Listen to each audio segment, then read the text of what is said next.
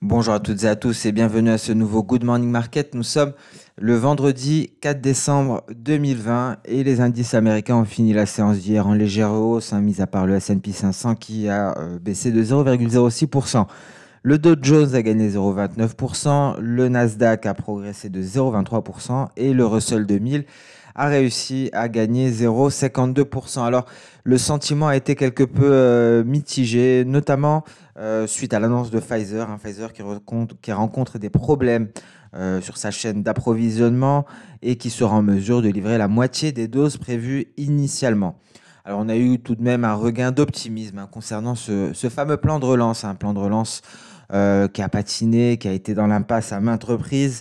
Et ce qui est notable, c'est que Nancy Pelosi serait prête à faire des concessions importantes afin que les négociations aboutissent. Et Mitch McConnell qui espère un plan de relance, qui voit donc un espoir de plus en plus concret d'aboutir à un plan de relance avant la fin de l'année. Donc, deux facteurs qui sont venus créer donc cette ambiance quelque peu mitigée. Cependant, en Asie Pacifique, le S&P ASX 200 a gagné 0,3%, le Kospi coréen a progressé d'1,3% et les indices chinois ont également évolué en territoire positif. Le Nikkei, quant à lui, a clôturé en baisse de 0,2%. Alors concernant un petit point, un rapide point sur la pandémie, nous avons enregistré un nombre record de cas hier, près de 680 000.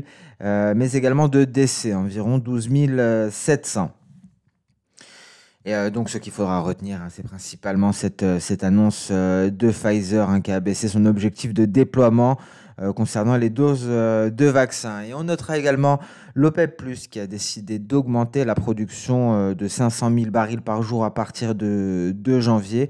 Et à noter que les différents producteurs de pétrole se réuniront chaque mois pour décider des prochaines étapes. Donc concrètement, étant donné qu'ils ne sont pas parvenus à s'accorder sur un plan plus large pour l'ensemble de l'année 2021, il y aura donc des réunions mensuelles en vue d'ajuster les objectifs. Et les États-Unis ont ajouté 4 entreprises chinoises à leur liste noire. La Chine, de son côté, prévoit de construire 10 000 km de chemin de fer interurbain. Voilà pour l'actualité économique et financière. En cette séance, en ce premier vendredi du mois, donc vous l'aurez compris, aujourd'hui on prendra connaissance du rapport NFP sur l'emploi américain. Un rapport NFP attendu, notamment après la déception de l'ADP, un chiffre ADP qui a laissé entrevoir un ralentissement continu de la reprise du marché du travail américain. Alors, hormis cela, donc nous avons d'ores et déjà pris connaissance de certaines données. Nous prendrons connaissance également de données en provenance d'Italie avec un impact faible.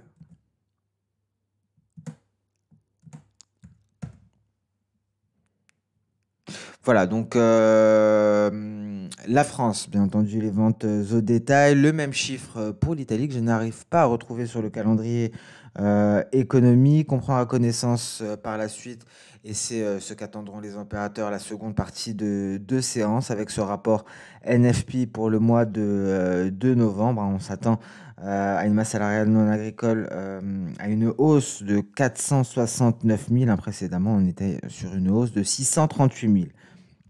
Et donc, on prendra connaissance également de données sur le marché du travail au Canada pour le mois de novembre à la même heure, donc à 14h30.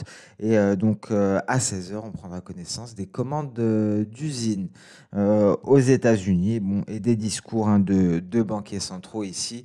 On retrouvera donc Evans à 15h et à 17h, Kashkari de la Réserve fédérale américaine. Et le décompte des plateformes pétrolières aux États-Unis à 19h. Donc voilà pour le calendrier économique. Ce sera donc ce rapport NFP qui pourrait faire office de catalyseur au cours de cette séance. Nous allons passer sans plus tarder sur le compartiment action. On va débuter par le DAX allemand.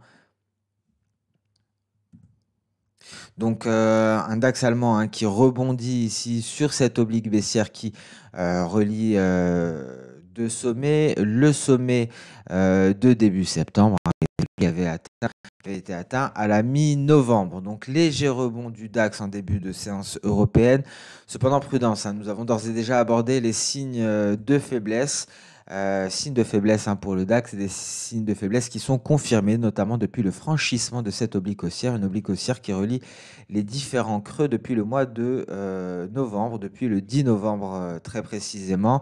Et donc ici, bien heureusement, nous n'avons pas eu de sortie de nuage par le bas. Le DAX a rebondi sur les 13 200 points en pullback sur cette oblique haussière. Alors il faudra attendre une sortie du nuage par le bas et plus largement un franchissement des 13 195 pour voir un DAX reculer en direction du seuil psychologique des 13 000 points. Alors deuxième scénario, un franchissement ici de cette oblique haussière permettrait d'aller chercher notre Kijun et d'aller chercher plus largement les 13 330 points. Mais prudence, notamment suite à ces signaux de faiblesse qui ont été donnés par l'indice allemand. Alors pour l'heure, relativement neutre concernant le DAX, tant que nous sommes dans le nuage. Seule une sortie de nuage permettrait d'envisager de nouvelles perspectives, perspectives haussières si on s'affranchit de la Kijun, car la Kijun pourrait faire office de forte résistance. Plus largement, hormis la Kijun, ce sont les 13 330 points qu'il faudra surveiller en cas de reprise haussière, de poursuite de ce rebond, un rebond qui s'est effectué sur les 13 200 points. Le CAC 40, lui, a commencé la séance par une belle hausse. Celui-ci était en range depuis le début du mois de décembre. Et donc actuellement, le CAC 40 se dirige tout droit vers les 5600 points et pourrait donc aller réaliser cet objectif des 5620. Alors, qu'en est-il des indices américains? Alors ici, perspective haussière clairement à privilégier, mais c'est bien entendu le NFP qui en décidera. Et donc, en cas de NFP favorable, on pourrait aller chercher de nouveaux records historiques, mais prudence, car nous sommes dans une configuration de marché où même un NFP décevant pourrait pousser les opérateurs à anticiper un plan de relance plus conséquent, voire à un aboutissement des négociations face à un marché du travail qui patine. Donc, certainement, les perspectives haussières seront clairement à privilégier aujourd'hui, en tout cas sur les indices américains. On pourrait avoir un objectif ici en s'intéressant bien entendu aux projections d'Osoda pour aller chercher des objectifs. Nous avons d'autres outils qui permettent de faire cela, notamment les retracements externes de Fibonacci. Pour l'heure, bien entendu, avant d'envisager tout nouveau record, il faudrait un réel franchissement de cette résistance qui correspond à la borne supérieure de ce triangle ascendant. Un triangle ascendant qui habituellement est à connotation haussière. Ce genre de figure chartiste, habituellement, on en sort par le haut. Qu'en est-il du Dow Jones? Un Dow Jones qui est en train de passer au-dessus des 30 000 points, et donc c'est un premier signal de hausse qui sera confirmé en cas donc de nouveaux sommets. Si on parvient à se hisser aux alentours des 30 160 points, et donc ici nous avions d'ores et déjà abordé des objectifs à aller chercher, notamment les 30 500 points. Cette configuration technique semble clairement indiquer des perspectives haussières. Nous avions abordé ici cette borne inférieure qui était soutenue notamment par cette moyenne mobile simple à 100 périodes, mais également par le nuage Ishimoku en données H4. Le S&P 500 poursuit dans l'enceinte de son canal haussier, avec également une borne inférieure soutenue par un nuage, mais avant cela, nous avons donc notre Kijun en palier, mais c'est la Tenkan qui sert actuellement de support et l'objectif est à 3700 points. On passe à présent sur le marché des matières premières avec tout d'abord le gold. Donc le gold qui temporise pour le moment. Ici, nous sommes toujours en dessous de la résistance, de la zone de résistance comprise entre 1845 et 1850. Probablement un point de retournement au vu de ce pullback. Mais en cas de franchissement, ce serait clairement pour aller chercher notre moyenne mobile simple à 50 périodes et pour aller chercher les 1880. Alors pour l'heure, bien entendu, concernant le gold, il faudra attendre afin de se prononcer, attendre les chiffres du NFP. Et donc, en données H4, nous avons tout de même eu une sortie du nuage par le haut, mais il faudra noter que nous sommes à proximité ici de la borne supérieure de ce canal baissier. Cependant, on remarquera ces mèches inférieures et donc visiblement, les acheteurs tentent de reprendre la main. Et pourraient donc permettre au gold de se hisser au-dessus des 1850 d'un point de vue intraday. Donc une situation plutôt mitigée, d'où la nécessité de rester sur ses gardes dans l'attente du NFP qui sera très certainement un catalyseur et pour les indices, mais également pour le métal jaune.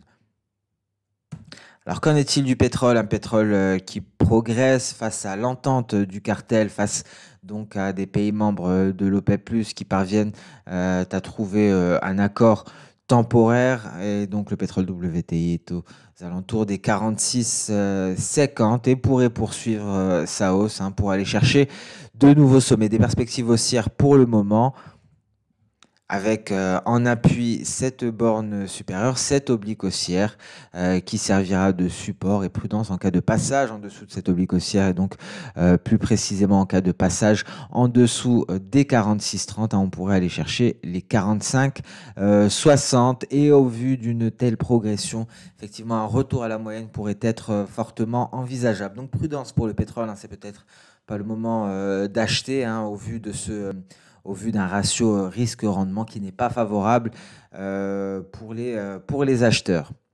Donc en vue d'acheter le pétrole, il vaudrait mieux attendre un retour à la moyenne et donc plus précisément un retour vers la Kijun. Le gaz naturel s'est fortement replié face aux températures, aux prévisions de température ici, et notamment suite à la publication par l'EIA des stocks hebdomadaires de gaz naturel. Nous sommes actuellement en train de tester, nous sommes aux portes d'un support, le support des 2,460, et si ce support venait à céder, ce serait pour aller chercher les 2,317. Et le café qui temporise ici en dessous de la résistance des 120. Il ne parvient pas à s'en affranchir après une première tentative.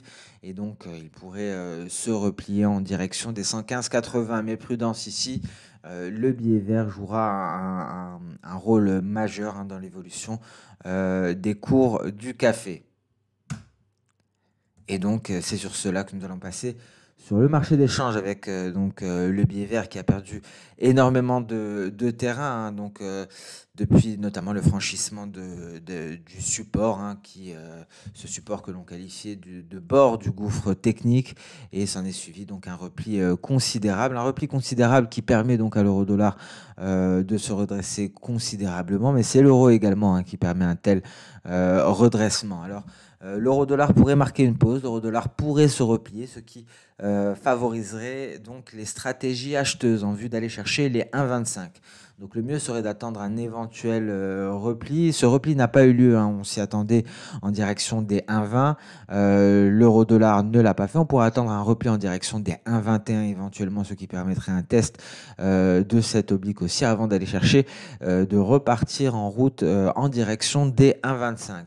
Donc ici, encore une fois, il faudra attendre un repli de la paire euro-dollar afin d'envisager les stratégies acheteuses avec pour objectif les 1,25. Et l'USD-TRI qui s'est replié hier et qui tente de retrouver des couleurs, nous sommes toujours aux alentours de notre support, et donc neutre pour l'USD-TRI et le GBP CHF ici qui est venu se stabiliser sur cette Tenkan hebdomadaire après avoir testé effectivement sa Kijun hebdomadaire. Et donc, afin d'envisager de nouvelles perspectives haussières, il faudra un réel passage en dessous de cette Kijun, ce qui permettrait d'envisager un retour vers les 1,177, dernier rempart avant la borne inférieure, les 1,60.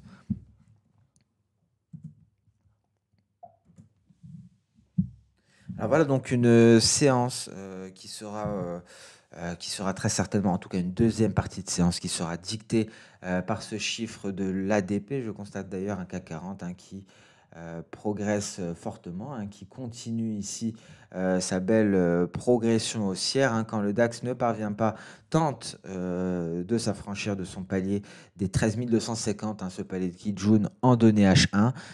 Et donc cette séance, la deuxième partie de séance sera dictée par le chiffre du NFP, un chiffre du NFP qui sera source de volatilité sur les indices, sur le métal précieux, mais également sur le marché des changes. Et donc sur ce, je vous souhaite une excellente séance de trading, un excellent week-end.